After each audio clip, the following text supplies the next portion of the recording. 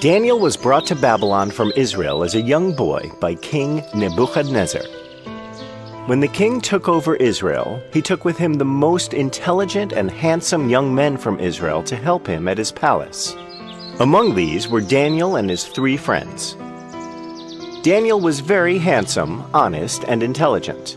After a training period of 3 years, the king chose Daniel and his 3 friends from all the other young men to help him in his palace.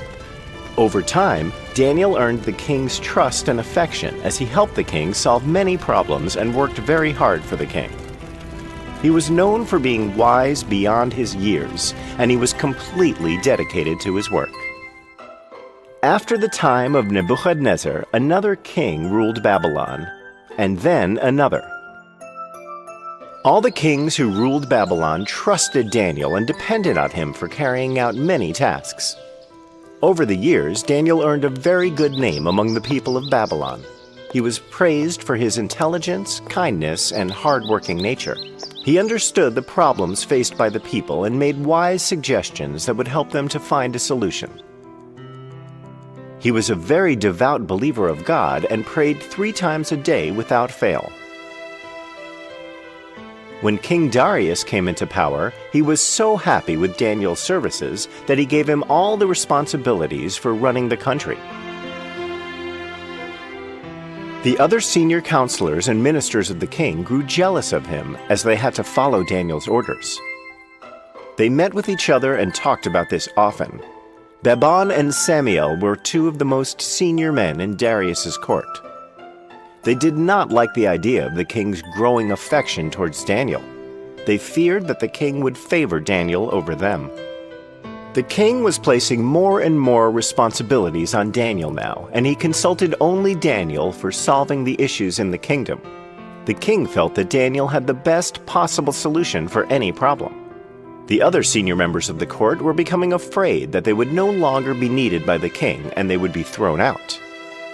The most senior members of the court were Babon and Samiel, and they shared the same worry: how to get rid of Daniel. One day, Babon and Samiel met at a wayside inn to discuss this problem. This Daniel is becoming even more powerful with every passing day. The king only listens to him now. We have been serving the kingdom for so many years, and yet the king does not even ask for our opinion on anything. If this is the case, I'm certain the king will remove us from the service of the court. We will have to go back to the streets selling pots to make a living. Quite true, my friend. We have to do something about this. It is a matter of our survival. We must find a way to remove this Daniel from the king's court immediately. It's not easy, Babon. He has a great reputation. The king will not simply remove him because we say so. We have to be very careful. We must destroy his reputation. I've observed him very closely for some time now, and it's next to impossible to find any fault with him. He's an extremely devout man and prays to his God 3 times a day. He's very popular among the people as well. Wait. You said he prays 3 times a day to his God, right? Yes, everybody knows about this. Why? I think I have something we can use against him. If my plan works out, we will have to never worry about Daniel anymore. What is it? Tell me. And so Babon and Samiel devised a plot that day. They returned to their homes, agreeing to meet in court the following day. The next day, Babon and Samiel arrive at the palace to meet with the king. They talked about various issues of the state and how happy the people of Babylon are with the king and his rule. They praised the king on his bravery, his sense of justice, and how kind and merciful he was. The king was very pleased with what Babon and Samiel had to say. Then Samiel made a suggestion for a law to be passed. My lord, the people of Babylon are indebted to you. The kingdom is thriving and its fame has reached the far ends of the earth. This has all happened only because you are the king. No other king has achieved so much for their kingdom as you have. I think that we need to celebrate this occasion and give the people an opportunity to show their gratitude to you. Your words please me, Samuel. You are truly a loyal subject of Babylon. What do you suggest we do?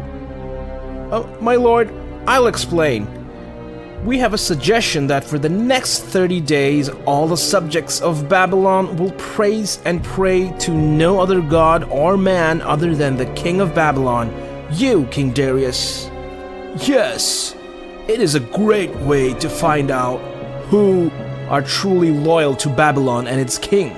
We suggest that a decree be passed for the next 30 days. Nobody will pray to any other god other than King Darius.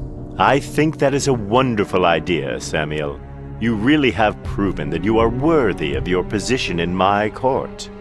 But I must first discuss this with Daniel before I go further with this. Your Majesty, I don't think that would be necessary. We have discussed this with all the senior counselors of the court and they are in agreement. Daniel would without doubt be overjoyed to have this law passed. Why waste time over discussing it again with Daniel? We have prepared the decree for you to sign on, Your Majesty. Here's the scroll. The king believed that Daniel was aware of the law. However, Daniel was not consulted about this, and so he was not aware of it. Babon had sent 2 guards to Daniel's house at the time that he offered prayers to his God. As soon as the soldiers saw Daniel praying to God, they immediately moved in to arrest him. Daniel, didn't you hear of the law passed by the king? What law? What have I done wrong? Why are you arresting me? A new law has been passed by the king stating that no citizen is to worship any other god other than King Darius himself for 30 days. I am not aware of this. Very well, take me to the king. The soldiers arrested Daniel and took him to the palace to be presented to the king. The king heard the news of Daniel's arrest and he was very sad.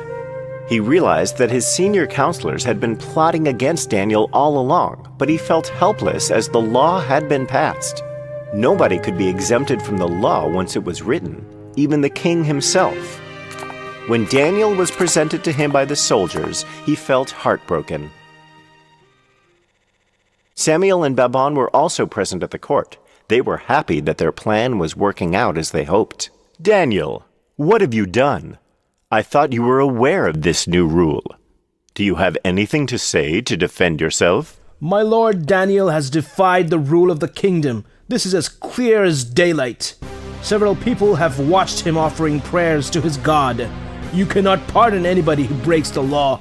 It will not be considered righteous or just. Daniel must face punishment. He should be thrown into the lion's den. I have nothing to say, Your Majesty. I am a servant of the kingdom, and I am ready to face any punishment that you give me.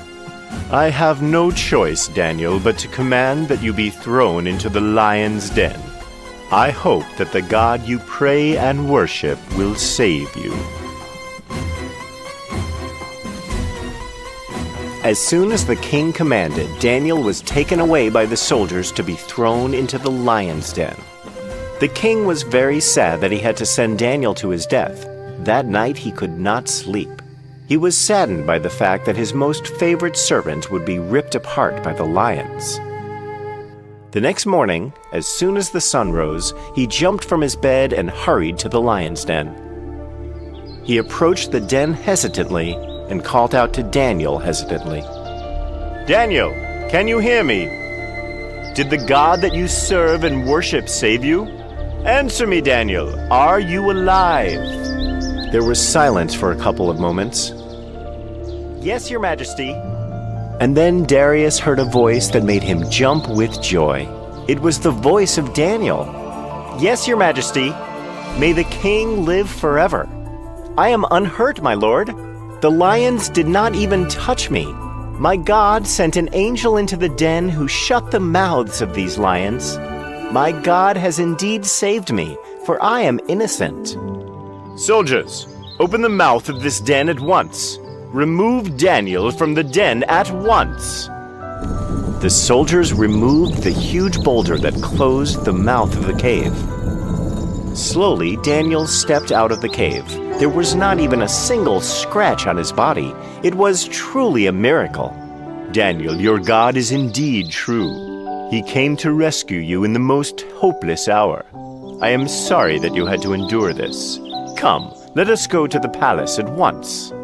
When news of what had happened to Daniel spread around the kingdom, the people were amazed and stunned. Babon and Samuel realized that their evil plan had gone wrong. When the king arrived at the palace with Daniel, he ordered the soldiers to throw Babon and Samuel into the same lion's den. The lions pounced on them and killed them instantly, breaking their every bone before they ate them. The king was overjoyed that Daniel was back at the court. He reversed the old law and made a new one, stating that everybody in Babylon must pray to Daniel's God, the God who performs miracles to help those who serve him. And so, Daniel continued to serve the king and execute his duties faithfully for a very long time. He continued to pray to the true God until he died.